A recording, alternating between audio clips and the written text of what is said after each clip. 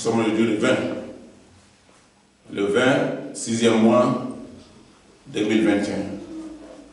Et aujourd'hui, à cette date du 20, 6e mois 2021, nous avons comme thème la protection de notre âme. Vous voyez que quand nous allons à l'église, c'est pour protéger notre âme. Quand notre âme n'est pas protégée, nous ne sommes pas protégés. Parce que ce qui nous permet d'aller à l'église, c'est notre âme. C'est parce qu'on veut que notre âme soit sauvée. La chair retournera à la poussière, parce qu'elle est faite de la poussière. Et notre combat aujourd'hui, c'est notre âme. Et c'est cette âme-là que Satan cherche toujours à détruire. Et le combat de Satan, c'est justement contre notre âme. Et cette âme-là, nous devions la protéger. Si je m'oublie moi-même au point de me négliger ou négliger mon âme, je ne peux pas avoir de relation possible avec Dieu. Si je me néglige, alors ça veut dire que je me condamne. Il y a des gens souvent qui se négligent. Ils sont sales, chez eux c'est sale, tout est négligé. Et à part ça, ils se négligent dans tout ce qu'ils entreprennent dans la société. Il ne veut pas prospérer, il est négligent, il ne fait rien pour lui-même, pour sa prospérité. Quand je me néglige, je ne peux même pas chercher du travail, je serai toujours couché. Parce que j'aurais souhaité que quelqu'un le fasse à ma place. Quand je me néglige, je ne peux pas prier. Quand je me néglige, je ne peux pas protéger mon âme contre Satan.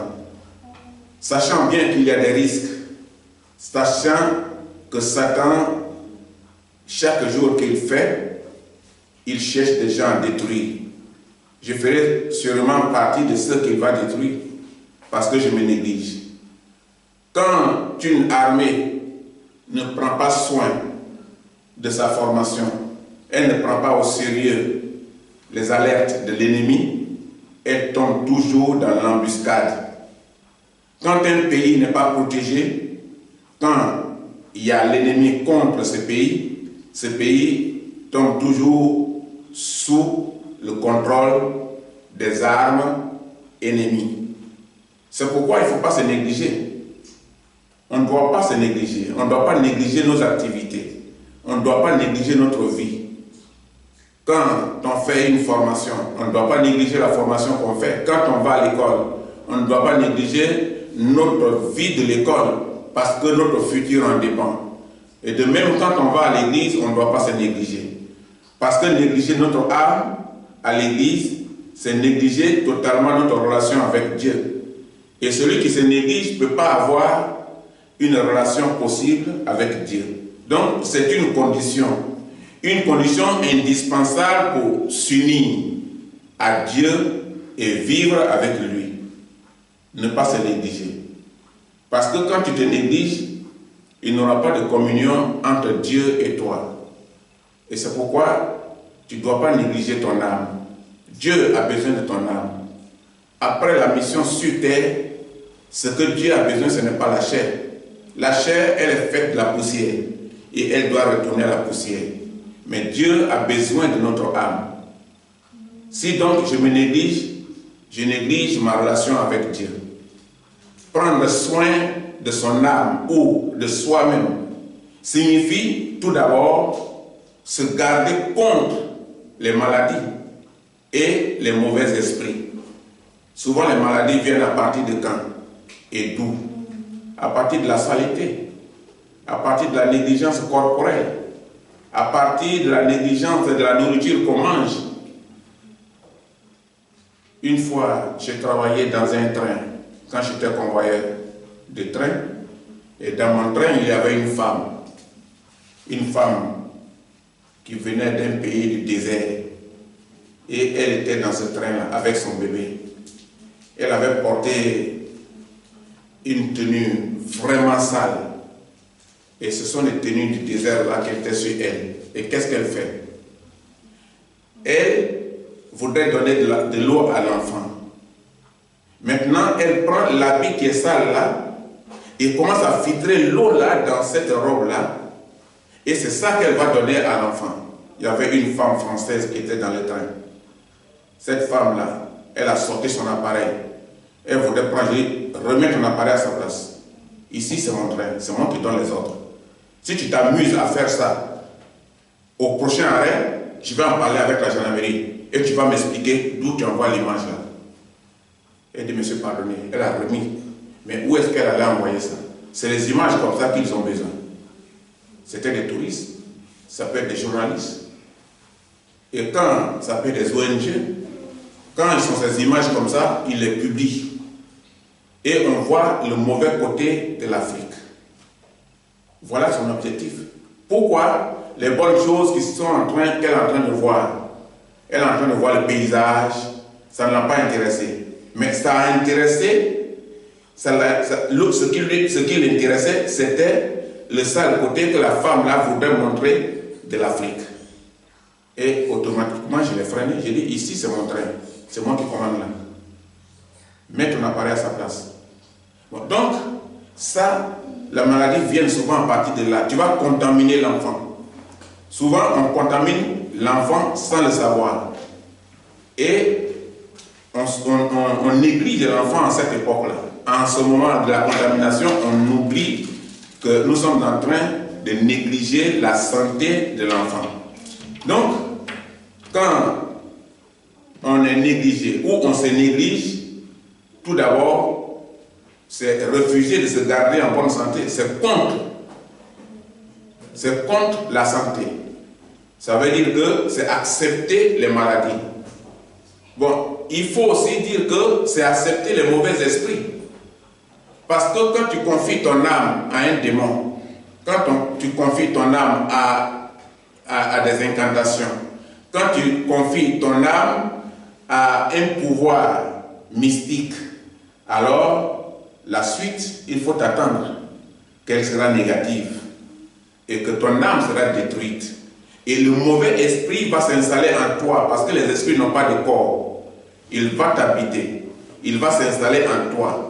Et maintenant, en toi, là, il va agir. Et c'est lui qui va prendre la direction de ta vie. Il va contrôler ta vie. Et ta vie dépendra de l'esprit mauvais qui est en toi. C'est comme ça. Quand quelqu'un est né normal et qu'on dit qu'il a l'esprit de folie, c'est un esprit qui est en lui. Et cet esprit fait de lui un fou. Et il néglige sa vie. Il néglige son corps. Il néglige sa nourriture. Parce qu'il n'a plus le contrôle de sa vie. Le contrôle de sa vie est sous l'influence du mauvais esprit.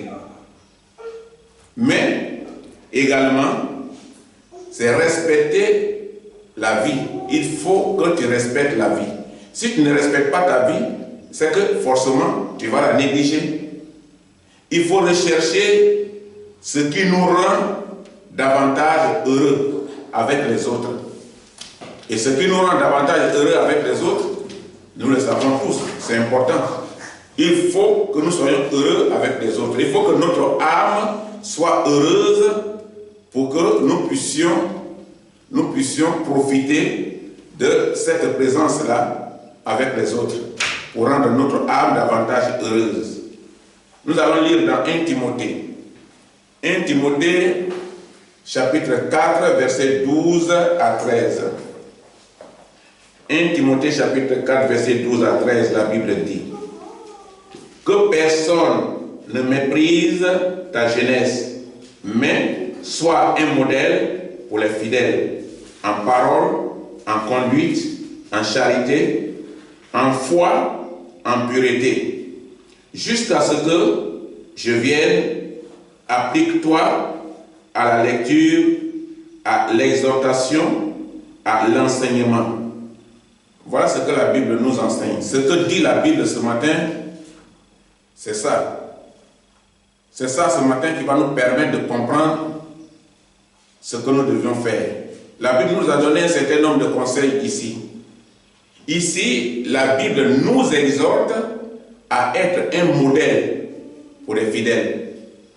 Et quelqu'un qui sera un modèle pour les fidèles c'est quelqu'un d'abord qui est un modèle pour lui-même. Il faut d'abord être un modèle pour toi-même avant d'être un modèle pour les autres. Bon, maintenant, pour être un modèle pour les fidèles, ça veut dire que toi-même tu es fidèle. Tu es fidèle à Dieu, tu es honnête avec toi-même, tu es honnête avec le Créateur. Et nous devions veiller sur nous-mêmes et sur notre âme avec les actes de parole. C'est ce que le verset nous a appris. Les actes de parole. Veiller sur notre âme avec les actes de parole. Il faut que ce que nous disons là soit contrôlé. Ce qui sort de notre bouche, il faut que ça là, ça ne nous souille pas. Parce que la Bible dit que ce n'est pas ce que tu manges qui te souille, mais c'est ce qui sort de toi qui peut te souiller ou qui te souille. Voilà ce que dit la Bible ce matin. Que nous devions veiller sur nous-mêmes et sur notre âme. Donc, la Bible nous apprend qu'il faut faire de bonnes choses. Il faut faire de bonnes choses. C'est ce que la Bible nous apprend. La vocation. La vocation que le Seigneur nous a adressée consiste à être des modèles avant d'être des gardiens des autres. La Bible parle d'abord des modèles. Il faut être modèle des autres, modèle des fidèles. Mais à part ça, nous sommes des gardiens des autres. Mais pour parler de gardien des autres, il faut d'abord démontrer que tu es le modèle fidèle, un fidèle qui doit être fidèle aux autres, pour les autres. Parce que si toi-même n'es pas fidèle, tu ne peux pas démontrer que tu es fidèle, c'est que tu ne peux pas être un modèle pour les fidèles. Donc, pour être un modèle pour les fidèles, tu dois d'abord commencer par toi-même. Mais après, ce qui est de la fidélité, nous sommes des gardiens. Nous sommes des gardiens et en tant que gardiens, nous devions veiller sur nous-mêmes et sur les autres. Nous sommes des gardiens.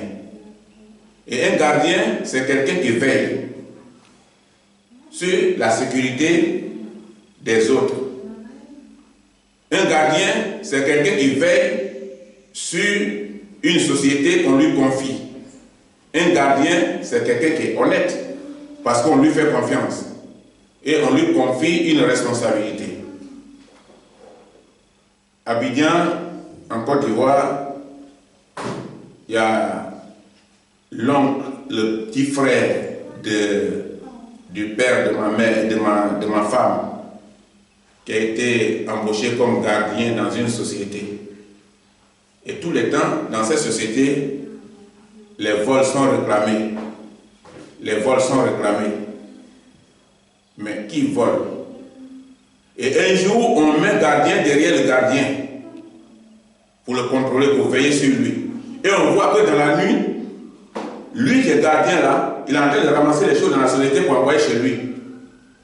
Donc les détectives l'ont suivi jusqu'à son domicile. Et étant dans son domicile, il est rentré avec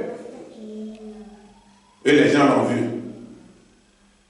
Et ça, les gens sont partis rapporter à la société. Ils ont dit, mais ici tout le temps on dit qu'on vole. On dit qu'on vole, on dit qu'on vole. Mais en réalité, c'est le gardien là qui vole.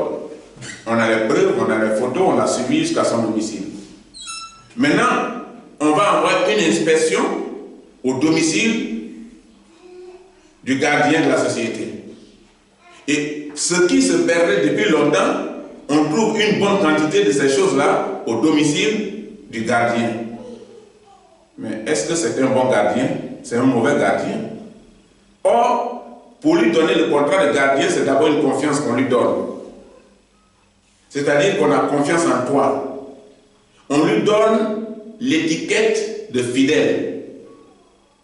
Comme tu es fidèle, tu peux être gardien de ces choses. Or, lui, il est infidèle. Il est injuste. Il est mauvais. Et on voudrait qu'il soit le modèle était fidèle. Pourquoi? Parce que les gens l'ont connu en tant qu'évangéliste. Ça veut dire qu'il avait la couverture de l'église. Et ils ont dit, bon, mais celui-là, comme on a un témoignage de lui, que c'est un évangéliste, on peut lui confier les choses de la société, ça peut être en sécurité. Or, en réalité, il n'avait pas la parole. Il n'avait pas la parole.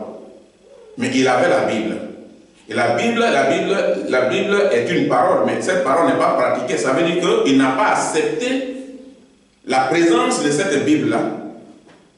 S'il avait accepté la présence de cette Bible, il allait être fidèle. Parce qu'il allait lire, et les Écritures vont l'exhorter et vont l'édifier. Et ces Écritures vont lui permettre de pratiquer ce que la Bible appelle fidélité. Donc, dans son travail, le rôle de gardien qu'il devait jouer, il ne l'a pas joué avec fidélité. Il était un gardien voleur. Ça veut dire qu'il n'était pas un gardien, il était un voleur. Parce qu'un gardien, c'est quelqu'un qui garde. Prenez quelqu'un qui garde les buts au cours d'un match de football. J'étais gardien de but, j'avais le numéro 1. Et c'est vraiment intéressant quand ça marche, mais souvent quand ça chauffe, c'est toi seul on regarde. On est prêt à t'insulter, tout le monde est prêt à t'insulter. Quand il est question de te féliciter, aussi de féliciter l'équipe, mais tu es toujours à la tête. Tu es comme le buteur. Plus on félicite le buteur, plus aussi on te félicite. Ah, le gardien là, vraiment, les 3 balles qu'il nous a enlevées aujourd'hui là, vraiment, s'il n'avait pas fait ça, c'était dangereux. Donc les gens ont confiance en toi. C'est pourquoi quand un gardien est dans les poteaux, on place un penalty. Et les supporters sont là-bas en train de l'encourager. Pourquoi? Parce qu'on a confiance en lui. Il garde les poteaux. La coupe dépend de lui parce qu'il est question de penalty. Et le gardien qui prend, sur 5 penalty, il prend 3, il prend 4. Et que quand l'équipe gagne, il est aimé. Il est aimé. Et c'est comme ça. Donc, il a joué un rôle important, non seulement pour l'équipe, mais pour son peuple. Et ce monsieur-là, il n'était pas un gardien, mais il avait l'étiquette de gardien. Son contrat était le contrat d'un gardien. Et c'est ce que nous faisons avec Dieu. Nous venons à l'église. Notre relation avec Dieu dépend de notre fidélité. Et comme nous sommes fidèles, Dieu nous prend et il nous place comme le gardien des autres. Veillez sur eux. Annoncez-leur ce qui est dangereux, avertissez-leur.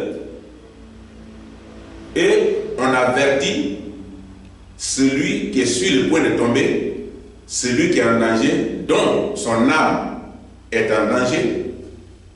Et voilà le rôle que joue un chrétien. C'est pourquoi Dieu le considère comme un gardien. Et la Bible dit que nous sommes des gardiens. Mais avant que tu ne sois un bon gardien, il faut être d'abord un bon fidèle. Avant d'être gardien des autres. Soyons des imitateurs de Christ. Christ n'est pas un voleur. Christ est le gardien des humains, de l'humanité. Parce que quand il a vu que l'homme a vendu, donc Dieu nous a donné la possibilité de nous prendre en charge, l'humanité a connu un échec. Et Jésus est venu pour arracher la clé que nous avons vendue à Satan, que nous avons donnée à Satan. Parce que quand Satan dit le monde est à moi, on m'a donné, oui, on lui a donné. Ce sont nos ancêtres qui lui ont donné la clé. Puisque le pouvoir qui a été donné n'a pas été donné à Satan. Le pouvoir a été donné à Adam et Ève. Mais Adam et Ève, eux, à leur tour, ont donné la clé au serpent. Serpent qui est simplement la représentation de Satan par la désobéissance. Et donc, Jésus, comme gardien, voit que son peuple était en danger. Donc, il a fallu qu'il revienne sur terre pour arracher cette clé par la mort et par la résurrection pour engloutir la mort. Là, il devient gardien. Et maintenant, si nous sommes des disciples, nous sommes aussi gardiens de ceux qui n'ont pas encore compris, pour leur annoncer la vie éternelle. Et ça, c'est par les actes que nous posons, c'est par nos comportements, c'est par les paroles qui sortent de nos bouches. Mais si nous posons des actes qui ne sont pas conformes, nous ressemblons directement à l'oncle de mon épouse, qui a été embauché comme gardien, mais que c'est lui qui volait à l'intérieur de la société.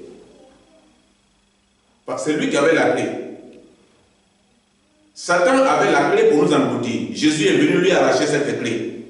Et il nous a donné. À nous maintenant de savoir garder cette clé pour garder notre dignité et notre relation avec Dieu. On ne peut pas parler d'intimité avec Dieu sans parler de la fidélité. Soyons vigilants. Soyons vigilants pour demeurer dans la communion avec le Seigneur. Sinon, jamais, jamais il n'y aura de ministère efficace dans la maison de Dieu. Il n'y aura de chrétiens efficaces. Il n'y aura de combattants efficaces. Parce que pour être un combattant efficace, il faut travailler en collaboration avec le Saint-Esprit, la présence de Dieu en toi. Voilà comment le ministère dans la maison de Dieu peut être efficace. Voilà comment les enfants de Dieu peuvent être efficaces face à l'ennemi, face aux épreuves, face aux tentations. C'est pourquoi cette exhortation a veillé sur notre âme ou notre vie spirituelle s'adresse à chaque enfant de Dieu. Cette parole que nous avons lue ici au verset 13 s'adresse à chaque enfant de Dieu. Ça s'adresse à nous tous, sans exception. Parce que fidélité nous concerne, gardiennage nous concerne. Et puisque nous sommes établis avec l'Esprit de Dieu, avec la connaissance spirituelle, Dieu nous montre tout. Et nous sommes établis sur le monde. Nous allons voir dans Galates 6, verset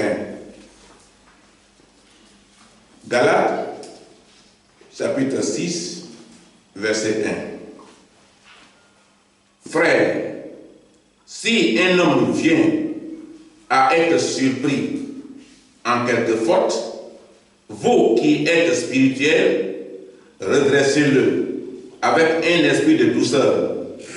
Prends garde de toi-même, de peur que tu ne sois aussi tenté. Voilà ce que dit la Bible. Voilà ce que la Bible nous apprend. La Bible dit de prendre garde à toi-même, de peur que tu ne sois aussi tenté. Ça veut dire que l'homme a ses faiblesses. Sans l'Esprit de Dieu, l'homme n'est pas efficace, l'homme n'est pas fort. Ça veut dire que l'homme a ses défauts. Sans la repentance et sans la communion fraternelle avec le Seigneur, l'homme n'est rien. La Bible dit de prendre garde de notre âme. Prends garde à toi-même, de peur que tu ne sois aussi tenté. Tout le monde peut être tenté. Satan peut te tenter. Satan peut te tenter au vol, peut te tenter à la mauvaise foi, peut te tenter à l'assassinat, à l'ivrognerie, à beaucoup d'autres choses dans le monde. À l'infidélité, l'injustice, mensonge. Et tout ça, tu peux être tenté. Donc, l'homme peut être tenté. Mais, prends garde. Ça veut dire que veille, fais attention. Et la Bible a bien précisé dans le passage, veille.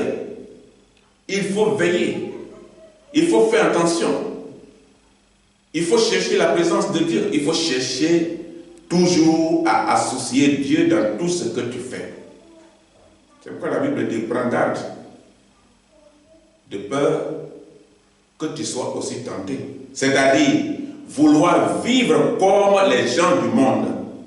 Quand tu vas vouloir vivre comme les gens du monde, tu seras forcément tenté de faire comme eux, de vivre comme eux, de faire ce qu'ils font, même si ce n'est pas conforme à la volonté de Dieu.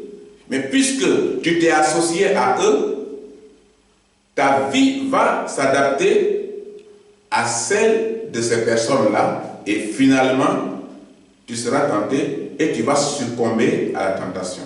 Quand tu vas vouloir vivre comme les gens du monde. Voici ce que la Bible nous recommande de faire envers les autres. Parce qu'en tant que gardien, en tant que modèle des fidèles, il y a eu des recommandations.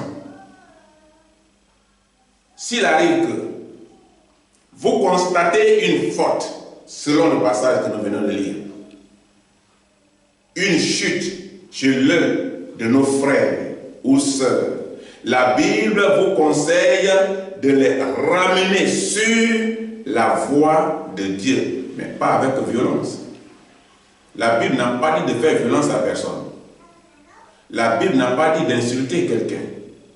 La Bible n'a pas dit de garder des rancunes. La Bible n'a pas dit de faire dent pour dent, œil pour œil. Mais la Bible dit ici, il faut les ramener sur la voie de Dieu, mais avec un esprit de douceur. C'est écrit. Il faut être humble. Il faut savoir réactionner, réagir, ramener. Pas avec violence. Il faut le ramener avec un esprit de douceur. Dans ce cas-là, tu ne laisses plus de place pour les critiques et le mépris des autres. Tu ne peux plus mépriser les autres. Tu ne peux plus mépriser ton prochain. Il y a des familles où les frères se méprisent entre eux. Nous avons croisé ici de passage votre petit cousin Israël. Et il vous a conté de sa propre bouche son témoignage. Les frères ne se parlent pas. Les frères de même père, même mère. Ils se débattent dans la rue comme des étrangers qui ne se sont jamais vus dans la vie. Ils sortent du même ventre, mais ils ne se parlent pas. Ils ne mangent pas ensemble. Chacun pour soi, Dieu pour tous. Ils se méprisent. Et c'est dangereux. C'est ce qui est arrivé entre Caïn et son frère Abel. Et ça s'est terminé par l'assassinat, par des meurtres. Ça se termine toujours par des meurtres. Assassiner l'autre. Soit par vengeance, simplement parce qu'on a méprisé l'autre. Il se sent méprisé, il se sent rejeté. Et ici, là, la Bible nous dit d'arrêter les critiques. Parce que quand les critiques commencent, la haine se multiplie. Et quand la haine se multiplie, les méditations qui suivent la haine sont mauvaises. Ça conduit toujours au mal. Et les mêmes frères ne se parlent pas. Comme étant au temps de Joseph. Les critiques ont commencé. Et par les critiques, ils ont terminé par vendre leurs frères. Et souvent, c'est comme ça. Les gens se retrouvent, ils se critiquent. Lui là, lui là, lui là. Et finalement, la haine commence et les frères sont divisés. Ils sont divisés par portion. Chacun a son groupe. Et quand c'est comme ça, ça devient dangereux. Parce que nous sommes une nature charnelle. Nous sommes faibles. Nous ne sommes pas nés de l'esprit. Nous sommes à 90% spirituels, mais nous sommes charnels. Nous sommes nés de la chair. Et nous sommes faits de poussière. Nous terminerons par la poussière. Nous sommes une nature charnelle. nous aussi, nous pourrions connaître la chute. On peut chuter, on peut tomber. Je ne dis pas de tomber, je dis on peut tomber, ça peut arriver, comme un accident. Personne ne paye sa voiture pour faire un accident. Personne ne paye l'assurance du véhicule pour dire, bon, mais comme ma voiture est assurée, je vais faire un accident. Personne. Mais les accidents arrivent, et souvent même plus graves, où personne ne sort, où les membres de la famille s'en vont, tous. C'est triste d'entendre souvent ces nouvelles pareilles. Il y a des avions qui tombent. Personne ne prend son billet d'avion pour aller mourir dans l'accident d'avion. Les bateaux chavirent. Mais c'est des choses naturelles, ça arrive. De même que quelqu'un peut pécher, il peut chuter, il peut tomber. Quand un bébé tombe, un bébé qui apprend à marcher, il ne reste pas à terre, il se relève. Continue, il tombe, il se relève. Mais après, tu vois qu'avec l'âge, c'est cet enfant-là que tu vois courir. Parce que son pied est solide sur le sol. Son pied est en contact avec le sol. Il sait où on tombe, où on ne tombe pas. S'il doit tomber, ça sera par accident, mais toujours il va se défendre avant de tomber. Nul n'est fort. Nul n'est fort en lui-même.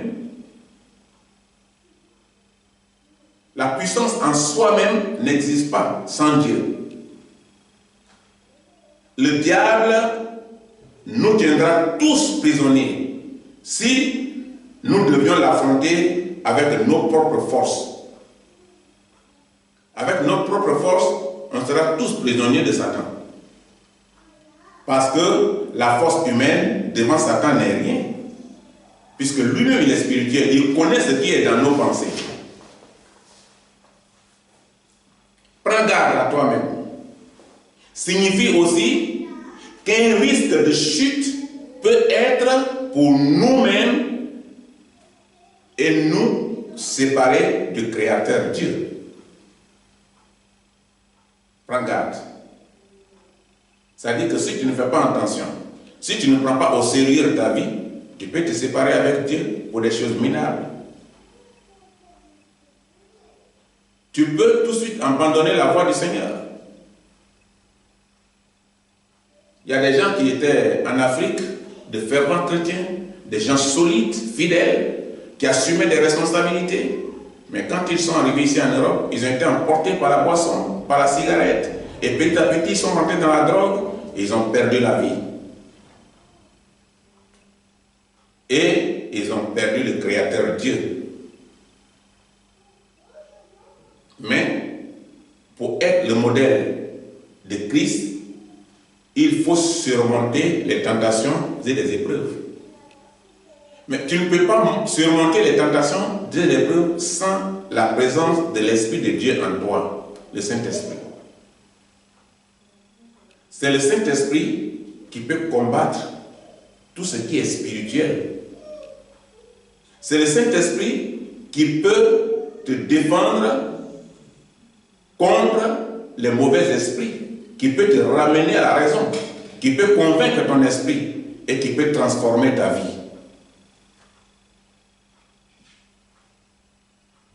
La Bible nous exhorte à comment se conduire dans l'Église qui est la maison du Dieu vivant. Qu'est-ce qu'on fait quand on devient chrétien? Quelle conduite on doit avoir quand on devient chrétien?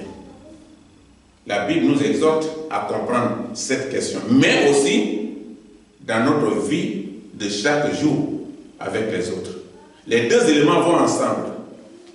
Nous parlons de comment se conduire dans l'Église, mais nous devions aussi savoir de comment se conduire avec les autres, comment vivre avec les autres, pour que nous soyons acceptés par les autres. Et quand nous ratons la manière dont on vit pour être accepté par la société, nous ne pouvons pas pratiquer la manière dont ton vie pour être acceptée par Dieu. Parce que la première éducation, entre nous ici, nous l'avons déjà perdue. Quand nous arrivons quelque part, on dit, fais attention, celui qui est venu là n'est pas bien. Ça veut dire que déjà, la société t'a rejeté. Mais quand on dit, franchement, lui là, mais il y a deux manières. Il y a des gens, on les accepte à cause de leur péché. Mais toi, ce n'est pas le cas. On t'accepte à cause de ce que tu es le modèle des fidèles. C'est ça la différence entre toi et le païen. C'est la différence entre ton comportement et le comportement du païen là. C'est de ça que la Bible parle. Ce n'est pas quelqu'un qui est apprécié par le païen. Quelqu'un qui est apprécié par le païen, c'est que le païen l'aime. Ils sont ensemble, ils vivent ensemble. Ils ont les mêmes objectifs. Ce n'est pas la même chose. Toi, on parle de toi parce que tu es le modèle des fidèles par ton comportement, par tes actes et par ta manière de faire.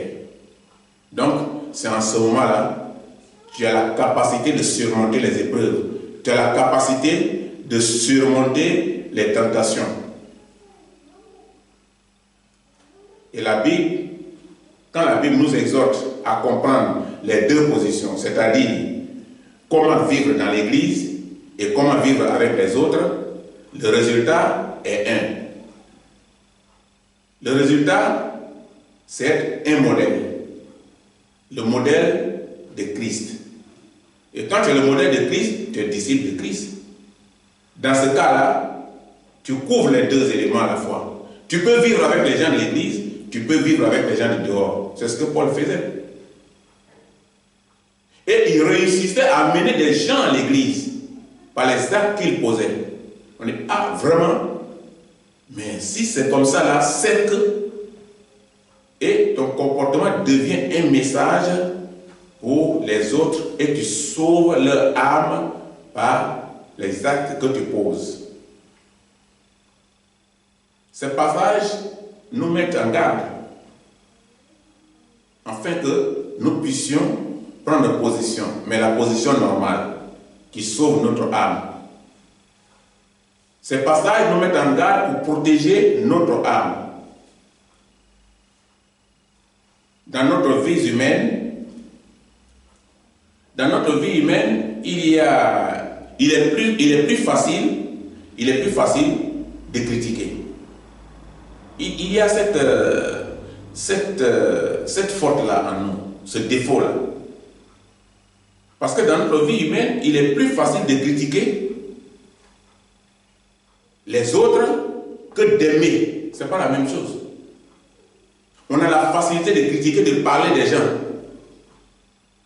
Mais on a les difficultés pour aimer les gens. Pour partager ce qui est bien avec les autres. Mais si c'est pour critiquer, c'est plus facile pour nous. On critique. Ce que l'autre fait est mauvais, celui-là est mauvais, celui-là est mauvais, celui-là est mauvais, lui-là est dangereux, lui-là est mauvais. Mais si lui, tu passes tout ton temps à présenter ses fautes devant Dieu, mais tu es en train de le purifier devant la face de Dieu. Dieu dit, bon, comme il est mauvais là, je vais l'aider, il va sortir de là. Pendant que tu refuses toi-même de te repentir. Donc, la différence, c'est ça.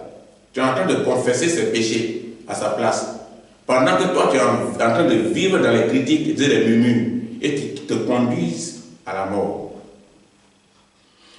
Donc voilà, ces passages-là nous mettent en garde. Et c'est ce que l'homme fait dans la vie humaine. Il critique plutôt que d'aimer. C'est pourquoi la Bible dit de prendre garde à toi-même et de contrôler tes paroles. Contrôle tes actes, contrôle tes paroles. Maintenant, tu es le modèle. C'est pourquoi chaque jour, nous devons prier pour dire, Seigneur, viens à mon secours. Viens à mon secours. Seigneur, viens à mon secours et remplis-moi de ton esprit, de ta présence. Mais pour que mon être tout entier exprime ton amour. C'est ce que nous devons demander à Dieu quand on est converti, quand il y a une transformation dans notre vie, afin d'attirer les autres à la lumière. Puisque maintenant, tu dois devenir modèle ou tu es devenu modèle, alors c'est toi qui dois attirer ceux qui sont dans l'obscurité à la lumière. Tu es devenu une lumière grâce à la parole de Dieu. Parce que la parole de Dieu en toi est une lumière. Et c'est cette parole-là qui va faire que ton comportement, ta manière de vivre va édifier les autres. Et dans cette édification, tu vas les ramener à la lumière, à la vie éternelle. Parce que la lumière, c'est la vie éternelle. Si nous voulons être un modèle pour Christ,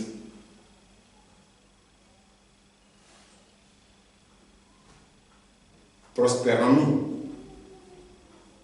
fléchissons les genoux devant l'Éternel, notre Dieu, devant Jésus-Christ, notre Seigneur, notre Créateur, notre Rédempteur, car il est notre Dieu. Il est notre Dieu et nous sommes son peuple, mais nous sommes aussi son disciple. Et en tant que disciple, nous sommes le modèle de sa vie. Et nous allons nous arrêter là ce matin. Et en conclusion, la Bible dit que la grâce et la paix vous soient données de part de Dieu le Père et de Jésus-Christ, notre Seigneur, notre Rédempteur. C'est ce que la Bible nous recommande. Que la grâce de Dieu et la paix vous soient données de la part de Dieu, notre Père, et de Jésus-Christ, notre Seigneur, notre Rédempteur. Veillons sur notre âme chaque minute et chaque jour. Protégeons comme le terme notre âme pour garder notre relation avec le Créateur, notre intimité avec le Créateur. Que Dieu nous bénisse.